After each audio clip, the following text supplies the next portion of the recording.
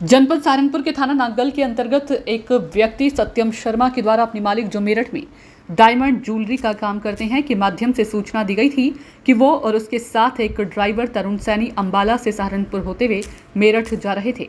उनके पास डायमंड की ज्वेलरी जो उनके मालिक अन्य सर्राफ को बेचने के लिए लेकर भेजते हैं। रास्ते में 4 अज्ञात बदमाशों के द्वारा कार को रोककर लूट ली गई है। दोनों की हल्की चोट भी लगी हुई थी। कार के दोनों तरफ के शीशे टूटे हुए थे और आगे की तरफ भी डंडे से चोट के निशान कार पर थे। पुलिस टीम के द्वारा दोनों के बयानों में अंतर विरोध और सख्ती से पूछने पर दोनों द्वारा घटना स्वयंकारित किया जाना बताया। डायमंड ज्वेलरी वाला बैग अपने साले को जो मेरठ में रहता है उसके पास होना बताया है। पुलिस टीम के द्वारा तीनों को ही मेरठ से हिरासत में लिया गया। इनके पास से संपूर्ण सामान जिसमें 36 हार, 20 ब्रेसलेट, 52 अंगूठी और 7 कंगन, पेंडेंट 32, अंगूठी 153, कान के टॉप्स 73, मंगलसूत्र 42 बरामद किए गए। वहीं एसएसपी सहारनपुर ने बताया कि आरोपियों द्वारा सर्राफ की डायमंड ज्वेलरी को हड़पने के उद्देश्य से लूट की घटना बनाई गई थी। वादी से तहरीर प्राप्त की जा रही है, जिसके आधार पर मुकदमा पंजीकृत करके अग्रिम विधिक कार्रवाई की जा रही है।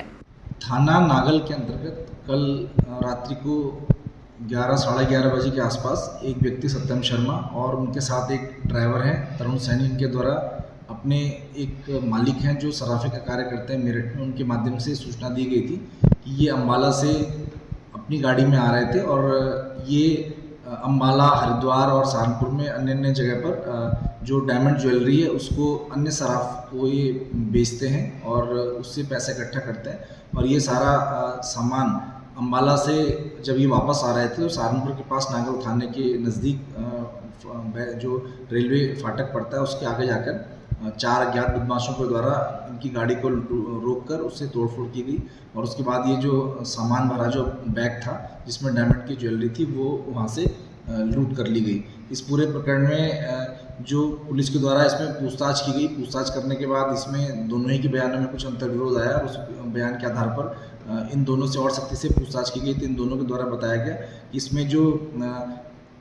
सत्यम शर्मा है, इसका जो साला है डब्बी उर्फ हिमांशु और इसके 2 अन्य साथी, इन सब ने पांचों ने मिलकर एक प्लान बनाया था कि ये जो सारी डायमंड ज्वेलरी इसको ये हड़प लेंगे और पूरी घटनाक्रम को एक लूट का स्वरूप देंगे और जिससे कि पुलिस जो है इसको लूट मानकर और फिर ये पूरे सामान को हड़प सकते हैं। इस पूरे प्रकरण में जो सत्यम शर्मा और तरुण सैनी के द्वारा बताए गए जो तीनों नाम थे, वो तीनों नाम जो है वो मेरठ के इनके रहने वाले रिश्तेदार हैं और वहाँ पर जाकर पुलिस के द्वारा सारा जो सामान था जिसमें डायमंड की जो ज्वेलरी थी, जिसमें अंगूठियाँ और कुछ हार वगैरह थे, ये सारा का सारा बरामद कर लिया गया है। और इस पूरे प्रकरण में क्योंकि वादी अभी राज्य से बाहर है तो वो आकर इसमें तहरीर देंगे और उसके आधार पर इसमें मुकदमा पंजीकृत करके ये पाँचों ही लोगों को गिरफ्तार करके जेल भेजा जाएगा। इस पूरे प्रकरण में जो भी सामान वादी का गया था वो सारा का सारा रिकवर कर लिया गया और जो भी दोनों लोग थे सत्यम शर्मा और तरुण सैनी, इन दोनों के द्वारा ही पूरी प्लानिंग करके सारा सामान को हड़पने की नीयत से इस पूरी घटनाक्रम को लूट की घटना